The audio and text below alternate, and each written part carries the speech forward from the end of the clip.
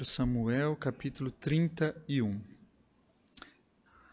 Entretanto, os filisteus pelejaram contra Israel, e tendo os homens de Israel fugido de diante dos filisteus, caíram feridos no monte Gilboa. Os filisteus apertaram com Saul e seus filhos, e mataram Jonatas, e Abinadab, e Malquizua, os filhos de Saul. Agravou-se a peleja contra Saul, os flecheiros o avistaram, e ele muito os temeu. Então disse Saul ao seu escudeiro: arranca a tua espada e atravessa-me com ela, para que porventura não venham esses incircuncisos e me traspassem e escarneçam de mim. Porém seu escudeiro não quis, porque temia muito. Então Saul tomou da espada e se lançou sobre ela. Vendo, pois, o seu escudeiro que Saul já era morto, também ele se lançou sobre a sua espada e morreu com ele. Morreu, pois, Saul e seus 3 filhos e o seu escudeiro, e também todos os homens foram mortos naquele dia com ele. Vendo os homens de Israel que estavam deste lado do vale e daquém do Jordão, que os homens de Israel fugiram e que Saul e seus filhos estavam mortos, desampararam e as cidades e fugiram, e vieram os filisteus e habitaram nelas. Agora no capítulo 1 do segundo livro, a partir do versículo 11. Então apanhou Davi as suas próprias vestes e as rasgou, e assim fizeram todos os homens que estavam com ele. Prantearam, choraram e jejuaram até a tarde por Saul e por Jonatas, seu filho, e pelo povo do Senhor, e pela casa de Israel, porque tinham caído à espada. Então perguntou Davi ao moço, portador das notícias: de onde és tu? Ele respondeu: sou filho de um homem estrangeiro, amalequita. Davi lhe disse: como não temeste estender a mão para matares o ungido do Senhor? Então chamou Davi um dos moços e lhe disse: vem, lança-te sobre este homem. Ele o feriu de sorte que morreu. Disse-lhe Davi: o teu sangue seja sobre a tua cabeça, porque a tua própria boca testificou contra ti, dizendo: matei o ungido do Senhor. Pranteou Davi a Saul e a Jonatas, seu filho, com esta lamentação, determinando que fosse ensinado aos filhos de Judá o hino do arco, o qual está escrito no livro dos justos: a tua glória, Israel, foi morta sobre os teus altos. Como caíram os valentes! Não noticieis em Gate, nem o publiqueis nas ruas de Asquelon, para que não se alegrem as filhas dos filisteus, nem saltem de contentamento as filhas dos incircuncisos. Até o versículo 20, meus irmãos. Eu vou pedir para que faça mais uma oração, nossa irmã Maína, que faça essa oração. Senhor, muito obrigada por essa noite. Senhor, agradeço pela oportunidade que estamos, Senhor, de ouvir da Tua palavra e de estar em comunhão com os nossos irmãos, Senhor. Peço que abençoe o pastor que está à frente, Senhor, que ele consiga transmitir da Tua palavra, Senhor, e que possamos entender e aplicá-la em nossas vidas. Peço, Senhor, perdão pelos nossos pecados, em nome e por amor de Jesus. Amém. Amém. Irmãos, nós vamos falar de tentando uma transição suave, né? Aqui o que aconteceu? Vocês devem estar cansados, né, de ouvir eu pregar sobre Saul perseguindo Davi. E finalmente nós estamos chegando aqui onde Davi foi morto, onde Saul foi morto, o perseguidor de Davi. Quando as coisas mudam, quando há transição em algum aspecto da nossa vida, sempre, na maioria dos casos, nós gostaríamos que essas transições fossem o quê? Da melhor maneira possível, da maneira mais suave possível. Esperamos uma transição suave quando? Quando nós temos um novo presidente, né? Uma mudança no Congresso. Nós esperamos uma transição suave quando uma nova equipe assume um novo trabalho, uma nova função. Quando 2 escolas, universidades se fundem, nós esperamos que seja um momento, uma junção suave, uma transição boa. Quando uma igreja muda de pastor, nós esperamos que seja pacífico essa mudança, que seja uma mudança pacífica, que não haja divisão na igreja. E quando nós mudamos de cidade, quando nós mudamos de trabalho, é isso que nós desejamos, uma transição suave. Nós queremos uma transição suave quando duas famílias se unem para formar uma nova família, quando dois jovens se casam. E essa noite nós vamos olhar para um momento de transição na nação de Israel. Esse relato, de transição do poder de Saul para Davi. Provavelmente, Davi tinha sido ungido quando? Na sua adolescência. E aí ele não foi ungido, ele já não foi ser rei. Ele foi trabalhar no palácio, ele foi tocar a sua harpa para acalmar Saul, ele foi servir Saul, ele foi guerrear com o exército de Israel. Demorou muito tempo para que ele se tornasse rei. E Davi trabalhou muito até, e agora aos 30 anos, ele vai ser ungido rei. Ele vai se tornar rei, porque ele foi ungido na adolescência. E isso ele não precisou acabar com aquele que estava reinando para que ele entrasse no lugar. Isso não aconteceu do dia para a noite. Nós vemos que ele tinha 30 anos no capítulo 5 do segundo livro, no versículo 4. E aí nós vemos essa transição. As crianças, eu não avisei, mas tem um desenho lá sobre o que nós estamos falando hoje à noite, para que elas possam pintar sobre essa história, quando Davi é coroado rei. E Davi teve o quê? O seu algoz morto, aquele que perseguia ele. Ele tinha todos os motivos para quê? Para ficar feliz. Aquele que está me perseguindo, aquele que estava querendo o meu mal, querendo a minha morte, ele morreu. Ele tinha todos os motivos, humanamente falando, para ficar feliz.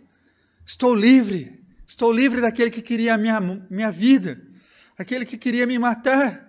Estou livre dele. Mas não é o que Davi faz. Preste atenção. O que Davi faz? Seu exemplo pode nos ensinar muito sobre o caráter.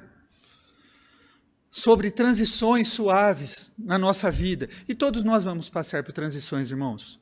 Davi mostrou o quê? Demonstrou honra àquele que o antecedeu. Davi e seus homens tinham acabado de voltar de uma batalha em Ziclag, onde eles retomaram. Nós vimos lá que eles tinham ido retomar as suas mulheres, as suas crianças. Eles tinham acabado de voltar. E ele, por pouco, não tinha combatido junto com os filisteus contra o povo de Israel. Essa batalha que feriu Saul. Eles tinham acabado de voltar dessa batalha. E ele encontra lá um amalequita. E ele falou dessa batalha. Ele falou que os filisteus tinham arrasado com Israel e que Saul e seus filhos estavam mortos. Foi uma vitória devastadora para os filisteus. Davi perguntou como que aquele amalequita, aquele estrangeiro, sabia daquilo. E ele falou, eu vi Saul agonizando sobre a espada, e ele pediu que eu fosse sobre ele, eu fui e matei ele. Está aí nos primeiros versos do segundo livro de Samuel. Ele diz que ele matou Saul. E Davi não se alegrou disso. Davi, ao invés de se alegrar, ele chorou. Ele chorou. E isso, talvez o amalequita tenha contado, porque sabia que Davi era o ungido, o próximo rei de Israel. Ele falou, vou tentar, trouxe a cabeça aqui de Saul, trouxe a armadura, trouxe as coisas de Saul para ele, vou tentar uma boa política com esse novo rei. E não foi o que aconteceu, porque Davi falou, você não merece permanecer vivo. Vamos ver aqui o versículo, olha o que Davi fez. Versículos 11 e 12. Então, do segundo livro de Samuel, do primeiro capítulo. Então apanhou Davi as suas próprias vestes e as rasgou, e assim fizeram todos os que estavam com ele. Prantearam, choraram, jejuaram até a tarde, por Saul e por Jonatas seu filho, e pelo povo do Senhor e pela casa de Israel, porque tinham caído a espada. Olha que interessante, meus irmãos. Não há comemoração. Meu inimigo morreu, estou livre dele. Ele não fica feliz, não faz festa. Davi tinha sido perseguido por Saul por anos. Imagina alguém que tentou fazer mal para você, alguém que está tentando fazer mal por você, que não sai do seu pé, que não sai da sua cola e fica ali tentando te fazer mal para você. E de repente essa pessoa morre. Você ia falar, ufa, graças a Deus, estou livre. Mas não foi o que Davi fez. Davi, ele lamentou, não só isso, ele mandou executar o amalequita, que disse que tinha matado o rei, pelo testemunho dele. Ele não podia manter um regicida vivo, alguém que matou o ungido do Senhor. O próprio Davi teve 2 oportunidades de matar Saul e não fez. E aí vem alguém se alegrando, dizendo que matou Saul, e ele mandou matar o regicida. Ele não podia permitir isso. O que Davi faz a seguir está cheio de ternura, de amor, de sabedoria. Davi compôs um hino memorial. Um hino memorial, uma canção de luto. A frase principal tem sido repetida muitas vezes. Como os poderosos caíram. Nessa canção, Davi exalta a liderança e as realizações de Saul. Ele exalta o que Saul fez de bom. E ele lamentou a perda também do seu querido amigo, Jonatas. Há uma lição muito importante aqui. A melhor maneira da gente fazer uma transição boa é honrar aquele que nos antecedeu. Isso seja em qualquer lugar. De repente você vai entrar numa empresa onde alguém trabalhou muitos anos. Você pode estar com as tecnologias, você pode estar com as novidades do mercado, mas alguém antes de você existir, fazia tudo ali no lápis, no papel e na caneta. Nós devemos honrar. Por mais que ele não saiba mexer no computador, que ele não tenha as facilidades do dia de hoje. A melhor maneira de uma transição não é você desprezando aquele que te antecedeu, pelo contrário, é honrando. Você vai ter uma transição suave, tá? E uma boa política, né? Se você, por exemplo, tentar desconstruir aquele que passou antes de você, a única pessoa que vai se fazer pequeno é você. É só isso que vai acontecer. Muitos que se alicerçaram no que hoje nós chamamos a Igreja Presbiteriana do Brasil, que estão fora por diversos motivos, estão falando mal da igreja, na internet, nos jornais, sendo que essas pessoas só se tornaram conhecidas por causa da Igreja Presbiteriana do Brasil. Então, meus irmãos, nós não devemos falar mal de irmãos, quem quer que seja. Tá? Para quê? Para que os nossos inimigos não se alegrem. Para que aqueles que estão lá fora, aqueles que não possuem a mesma fé que nós, se alegrem com as derrotas que nós sofremos. Não há prazer, não há alegria nisso. Essa é uma lição importantíssima que a gente deve tirar para as nossas vidas. Nós não devemos falar mal de quem quer que seja. Não devemos. Por quê, meus irmãos? Só vai alegrar os de fora. Os inimigos do Senhor. Só isso. Não vai servir para mais nada, a não ser divisões internas. Foi o que Davi fez. Davi honrou aquele que tentou matá-lo. Ele honrou a Saul. Vejam o versículo 20 do 2 Samuel, capítulo 1, versículo 20. Não noticieis em Gate, nem o publiqueis nas ruas de Asquelon, para que não se alegrem as filhas dos filisteus, nem saltem de contentamento as filhas dos incircuncisos. Isso é, filisteus, os inimigos de Deus, incircuncisos, aqueles que não quiseram fazer parte do povo de Deus também, aqueles que não eram do povo de Deus. Honrando Saul, Davi, o que ele fez? Ele construiu uma ponte. Ele uniu aqueles que estavam do lado de Saul. Ele falou, puxa vida, ele está tentando uma aproximação. Nunca é um erro respeitar os outros, mesmo que você discorde, mesmo que você tenha diferenças. Nunca é um erro respeitá-los. E isso diz muito sobre o nosso caráter, né? Destacar as pessoas, os pontos fortes dela, em vez das fraquezas. Se concentrar nos seus dons, em vez do quê? Das irresponsabilidades que ela possa ter. Você precisa o quê? Aplicar essa lição na sua vida? Não sei. Será que tem alguma área da sua vida que você precisa verificar? Será que eu estou falando mal de alguém? As pessoas ficam muito incomodadas. Será que esse fulano nunca vai se casar? Será que esse fulano não vai acertar a vida dele? Gente, destaque o que é positivo. O que é negativo já salta aos olhos e ninguém precisa falar. Ninguém precisa ficar falando, que já é nítido, já é claro. Fale, se você tem que falar alguma coisa, fale boas palavras, coisas que vai trazer bênçãos, alegrias. Tá? Você pode ser em casa, tem algo que você precisa melhorar nesse aspecto, na escola, aqui na igreja.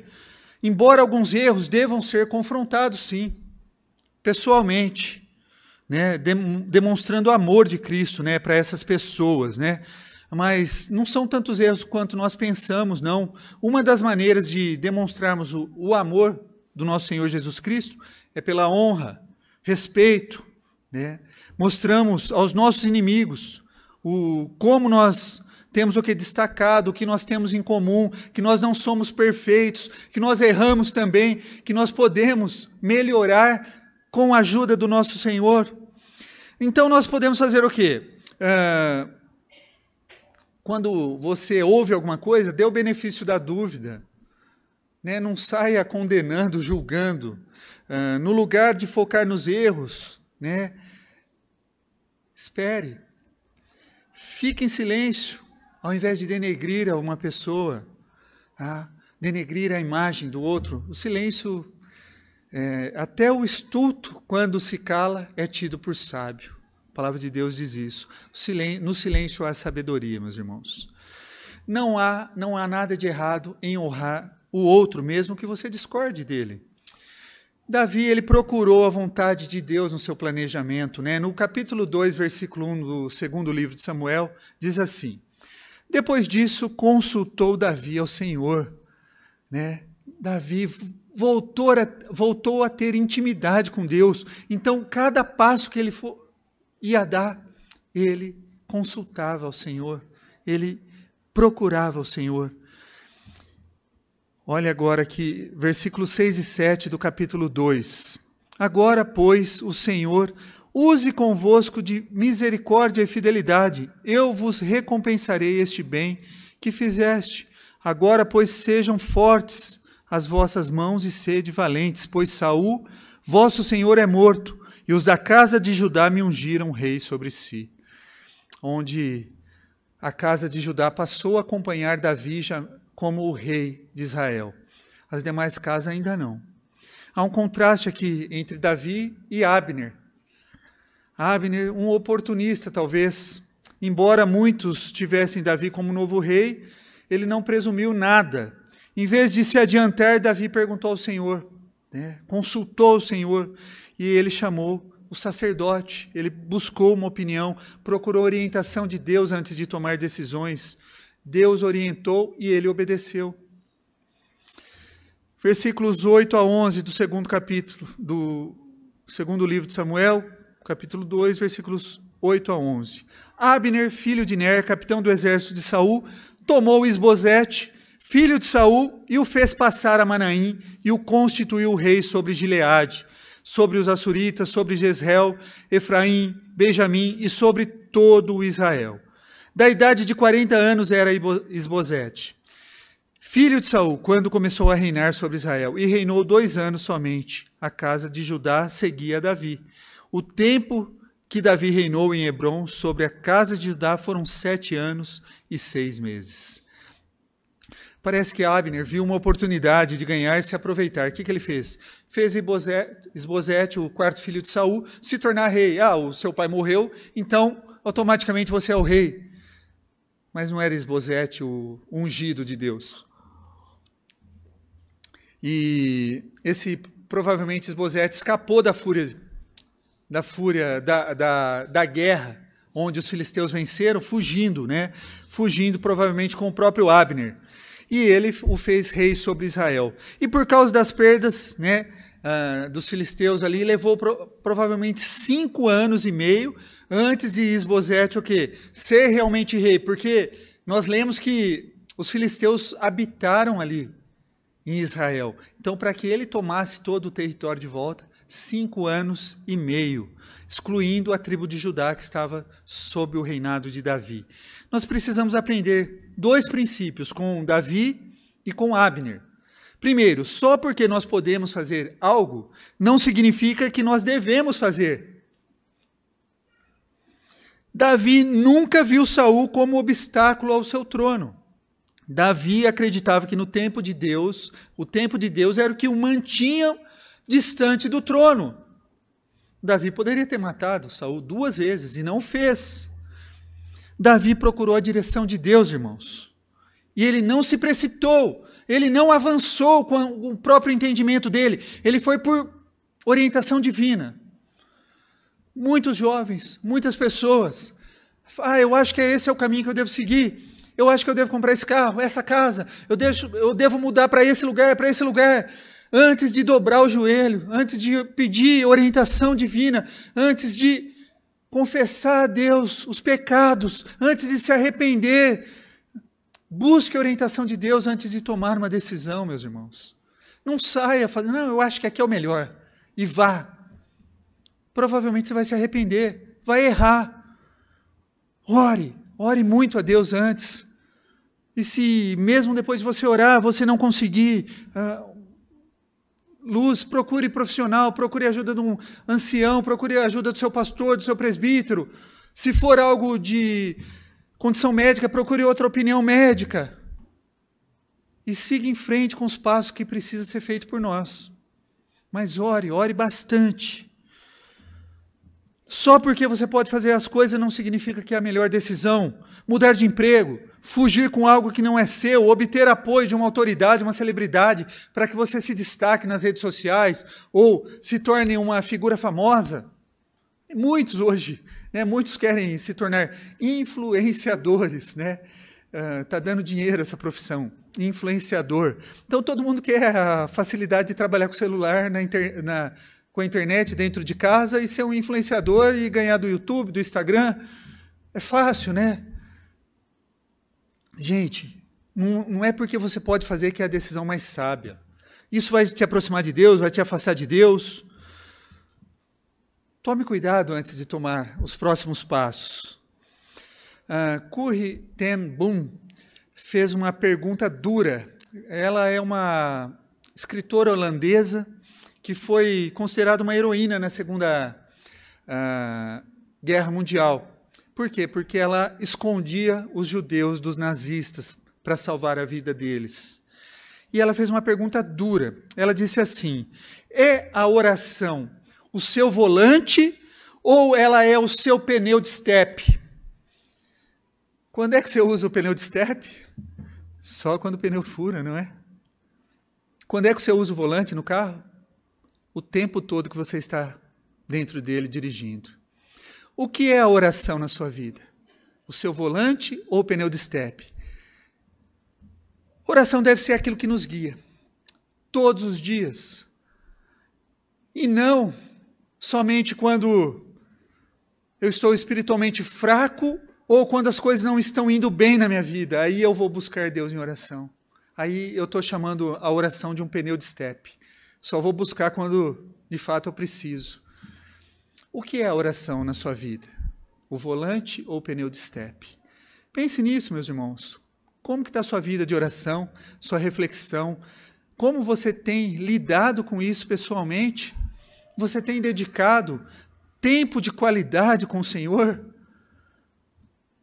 Quanto tempo você tem conversado com esse Deus pessoal que tem respondido às nossas orações?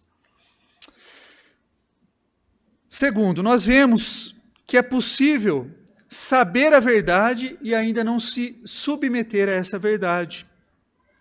Abner sabia que Davi era ungido do Senhor, que ele seria o próximo rei, mas ele se recusou a submeter-se a essa verdade.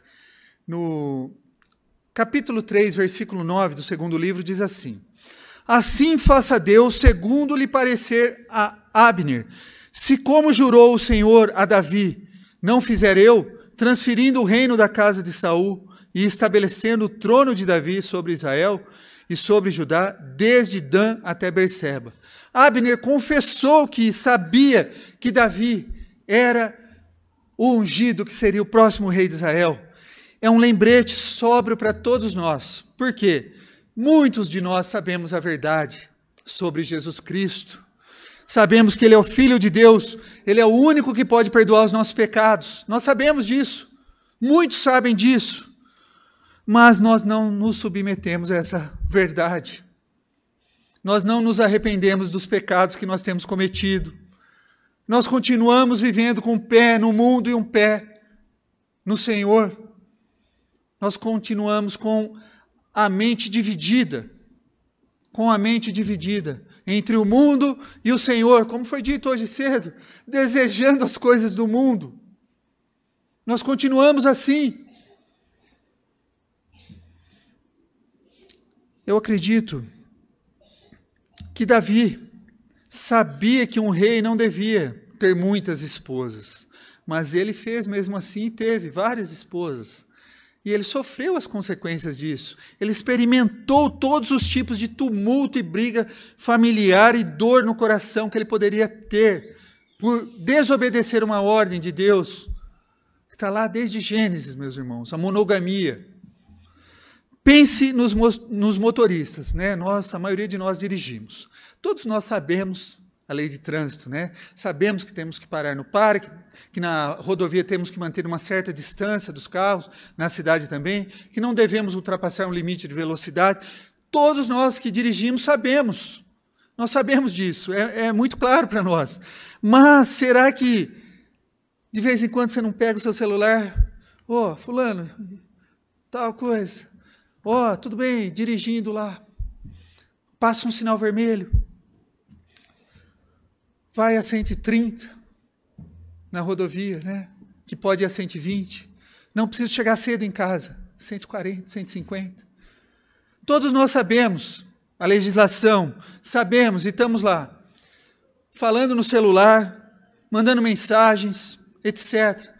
E alguns vão para festas, vão para reuniões familiares, reuniões pessoais, bebem. Não, eu estou bem, pode deixar, está tranquilo para dirigir. Está tudo bem. E nós não nos submetemos a ela. Às vezes um acidente, algumas vezes fatalidade, a morte. É o mesmo com o Senhor, nós podemos ir à igreja, irmãos. Vocês podem vir aqui quanto quiser. Alguns irmãos não estão podendo nem vir aqui, ansiosos por vir. Podemos conhecer os fatos bíblicos, nos envolver na igreja, trabalhar na igreja, como uma organização e ainda não nos submeter à verdade da Bíblia, de Deus, na maneira como nós vivemos a nossa vida. Eu falo que vir à igreja é fácil, a gente põe a roupa de ver Deus, a gente põe o perfume e vem. A gente vem aqui tudo bonitinho, cheirosinho, tudo lindo, não tem nenhum pecador, parece. É maravilhoso aqui, todo mundo amável. E amanhã, a hora que o seu chefe te dá aquela dura? E amanhã, a hora que o seu aluno te afrontar? E amanhã, a hora que o seu professor te afrontar? Como que você vai lidar com isso? Como que você vai reagir? Você vai reagir como um mundano ou como um filho de Deus? Como que você vai? Em vez de obedecer a Deus, nós ignoramos a palavra de Deus, a menos que a palavra de Deus apoie aquilo que nós queremos. Não, isso não é pecado não. Está todo mundo fazendo. A gente fala isso, a gente racionaliza o pecado. Por quê? Porque está sendo legal para mim, está tão bom ali. O sexo antes do casamento está indo tão bem, né? Vamos mexer com isso não. Tão gostoso, tão prazeroso está sendo. Não há, meus irmãos, redenção no casamento. Não há redenção no casamento. Corrija a sua vida o quanto antes você puder. Estou desviando lá um dinheirinho lá, estou defraudando o tempo do meu patrão, estou levando umas vantagens ali, aqui, como se fosse normal. Como que é a sua vida lá fora? Como você tem lidado com os desafios que o mundo nos coloca? Qual tem sido o seu testemunho lá fora? Não é fácil não, meus irmãos, mas é ali que você mostra que você é o sal da terra e a luz do mundo. É ali que você mostra que você é diferente. É ali que você mostra quem é o seu Senhor, quem controla e comanda a sua vida.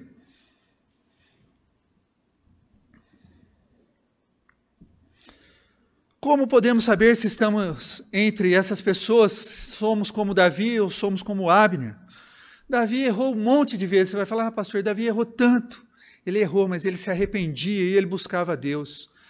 Se arrependa, então, dos seus pecados. Se você sabe que você está pecando, se arrependa, muda a vida. Você vai ver Deus começar a te abençoar e as coisas começar a fluir. Você ter uma paz, você tirar um peso das costas.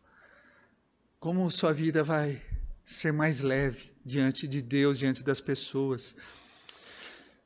Olhe para os seus desejos. Como eu posso me identificar de que lado que eu estou? Olhe os desejos que você tem, né? Olhe para a sua agenda. O que você tem agendado? Quais são seus sonhos aí para os próximos anos? Olhe para o seu extrato bancário. Onde você tem gasto? Com o que você tem gasto? Olhe para as pessoas com quem você tem se relacionado. O que você faz quando ninguém está te vendo? Deus está tomando conta dessas áreas da sua vida ou Deus está ficando para depois? Se ele fica para depois, você pode ser mais parecido com Abner do que com Davi. Davi, ele agiu de sabedoria. Davi teve paciência em relação ao outro. Depois que Davi foi declarado rei sobre Judá, ele teve que esperar 7 anos e meio. 7 anos e meio. E ainda tinha uma série de obstáculos a ser superados antes dele ser rei de todo Israel. Davi teve que passar por uma guerra civil que houve entre Israel. Isbosete e Abner estavam no poder e eles vieram contra Judá e vieram lutar. Versículo 12 do segundo capítulo do segundo livro. Saiu Abner, filho de Ner, com os homens de Isbosete, filho de Saul, de Manaim a Gibeão. Uma guerra devastadora, por quê? Porque ela coloca irmão contra irmão. Neste caso, levou à morte de Azael, o irmão de Joabe, com relutância por Abner, meus irmãos. Depois nós voltamos lá para o capítulo 3, versículos 12 e 13, onde diz assim: Então, de sua parte, ordenou Abner mensageiros a Davi, dizendo: De quem é a terra? Faze comigo aliança, e eu te ajudarei em fazer passar-te a ti todo Israel. Respondeu Davi: Bem, eu farei aliança contigo, porém uma coisa eu exijo. Quando vieres a mim, não verás a minha face, se primeiro não me trouxeres a Mical, filha de Saul. Mical, aquela esposa de Saul, que Saul teve que cortar 100 prepúcios dos filisteus, tinha sido dado a outro homem. E Davi faz essa exigência para que Abner traga de volta a sua esposa. E depois de várias negociações, Davi e Abner se encontram. Abner concordou em apoiar Davi. No entanto, quando Abner estava deixando aquela reunião com Davi, o que aconteceu? Joabe assassinou Abner. Joabe assassinou Abner. Ele fez isso como vingança pela morte do seu irmão Azael. Abner tentou não matar Azael, mas não foi possível. E Joabe vingou o seu irmão, matando Abner. Davi estava numa posição delicada agora. Esse foi um escândalo com uma proporção grande. Isso certamente poderia mudar o quê? Minar aquela unidade que já havia ali em Israel.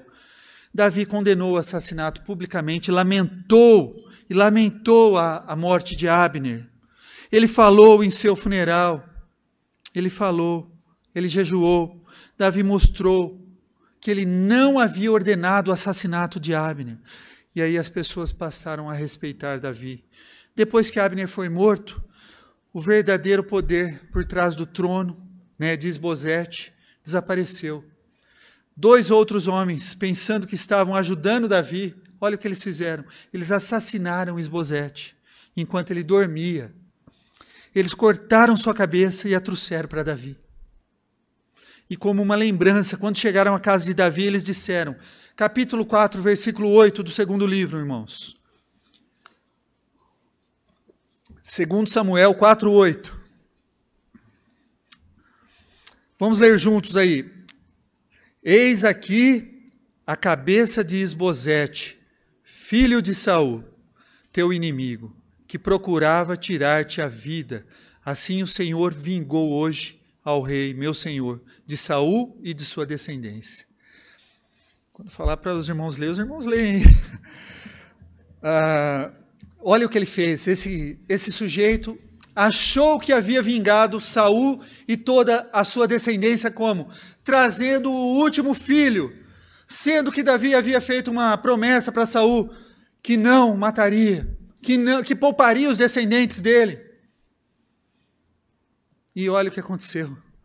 Sabe o que acontece? Você vai se identificar talvez com algumas coisas. Inúmeras vezes, homens se levantam se apresentando como servos de Deus, executando o trabalho de Deus, executando juízo por conta própria em nome de Deus. Deus não vai pedir para ninguém fazer isso hoje. Ninguém.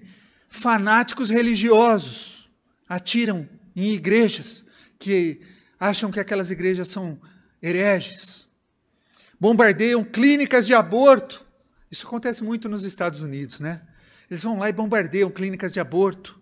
Escolas, eles vão lá e saem metralhando escolas.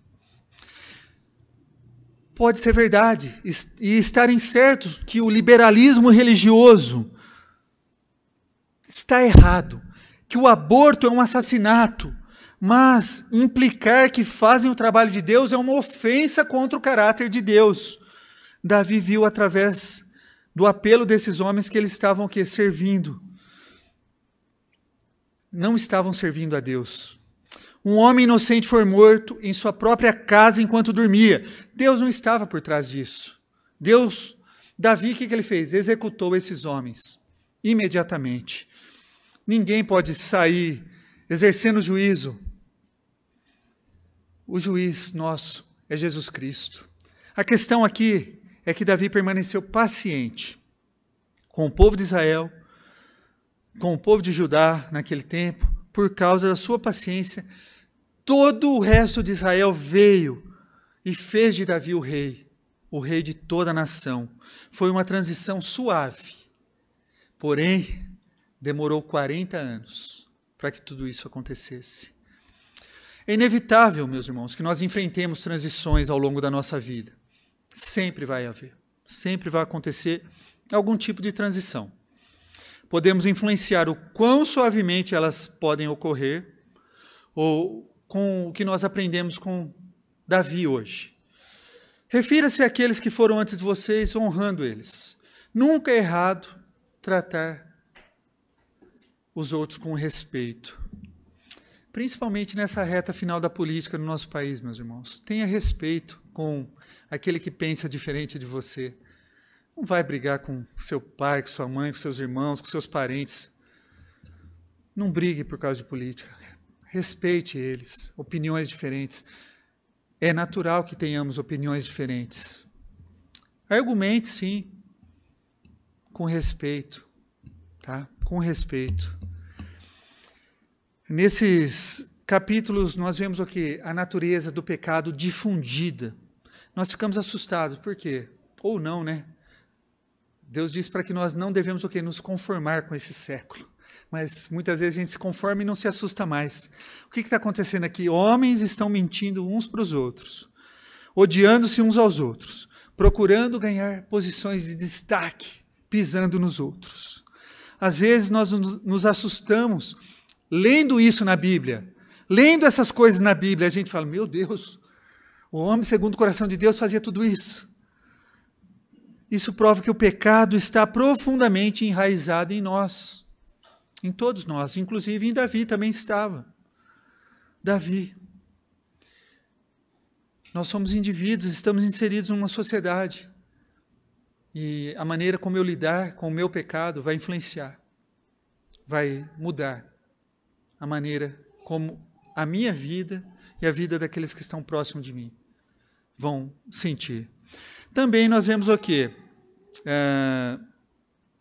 A morte de Saul. Saul, seus filhos e o irmão de Joabe, Azael, são todos mortos em batalha. Abner e Isbosete são assassinados. Isso, sabe o que isso nos lembra, meus irmãos? Que a vida ela é temporária. A vida ela é temporária. Tem muita gente pensando só aqui e agora. A nossa vida ela é temporária. Alguns meses atrás, na nossa igreja irmã aqui no centro, o Pastor Paulo foi chamado a celebrar a ceia na frente da igreja. Ele leu o texto, foi começar a orar, ele caiu, faleceu ali. Não finalizou, ele morreu na frente de toda a igreja. É tolice, então, nós acharmos que nós vamos e continuar vivendo como se nós tivéssemos alguma garantia de mais um dia nas nossas vidas. Isso é uma tolice. Achar que amanhã eu vou estar vivo. Eu não sei. Isso não cabe a nós.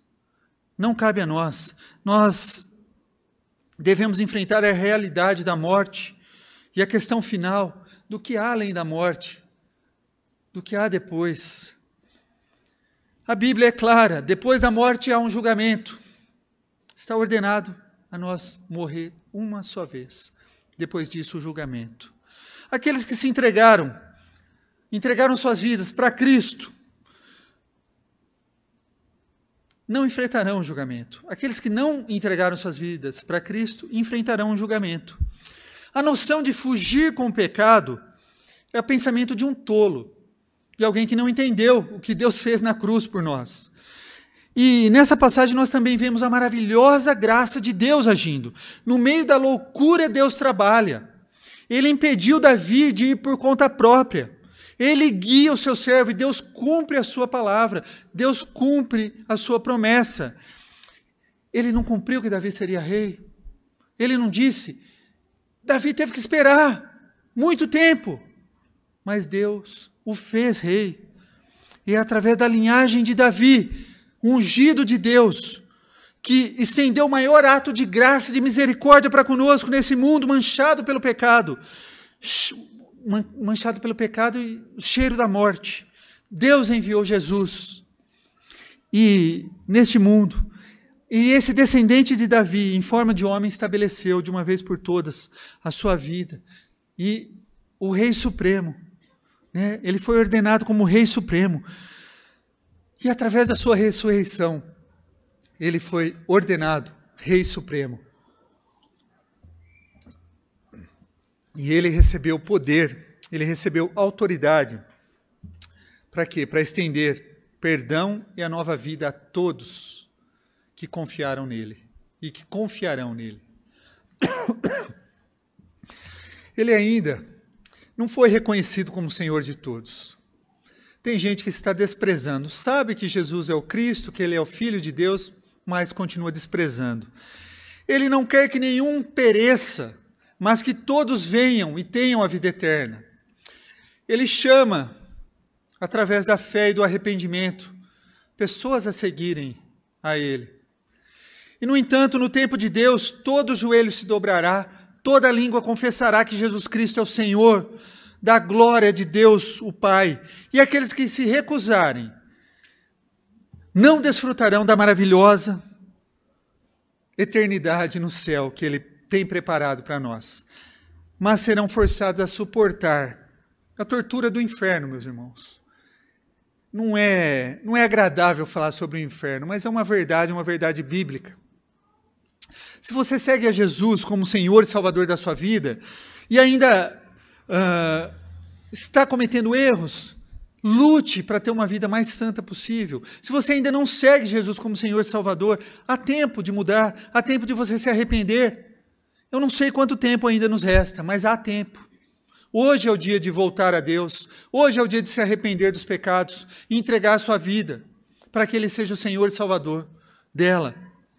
Nós somos lembrados de que aqueles que confiam e dependem e seguem Ele, Jesus como Senhor e Salvador, não precisam temer a transição da morte para a eternidade, não precisam ficar com medo. E muitas pessoas têm, eu tenho medo da morte, o que vai acontecer depois da morte? Cristo falou, estou indo lá preparar moradas, e para onde eu vou, vocês irão também. Vocês não precisam temer a morte. Não precisam temer a vinda do Senhor Jesus. Para esse será com certeza uma transição suave. Que Deus nos abençoe, meus irmãos, e a glória seja dada somente a Ele.